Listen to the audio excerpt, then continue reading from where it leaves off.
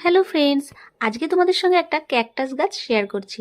একটু খেয়াল করে দেখো, কাঁটাগুলো কিন্তু হুকের মতো ভীষণ বড় বড়। তবে এই গাছটায় এই যে লাল লাল দেখছো, এই জিনিসগুলো কিন্তু 1-2 বছর ধরেই হচ্ছে।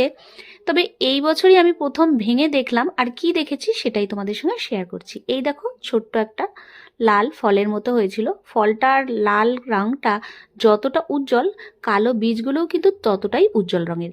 এতে কিন্তু খুব ভালো ফুল হয় গরমকালে। তো যাই হোক, এর যে কেন বীজের প্রয়োজন হলো আমি সেটাই বুঝতে পারছি না, কারণ এরকম ছোট ছোট কাঁটা যে বলগুলো দেখতে পাচ্ছ, সেই একটা নিয়ে বসালেই কিন্তু আবারও একটা গাছ তৈরি হয়ে যায়। আর এর ওপর যে মাটি রয়েছে সেগুলো কিন্তু অন্য একটা টবের মাটি, এতটাই কাঁটা যে আমি পরিষ্কার করতে পারছি না। একটু গরম যখন পড়বে তখন দেখব।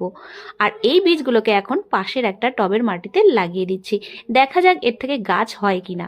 তো ভিডিওটা কেমন লাগলো জানিও, আর তোমাদের কার কাছে এই গাছ আছে সেটা কিন্তু জানাতে আমাকে ভুলো না। আজ রাখছি, সকলে ভালো থেকো, টাটা।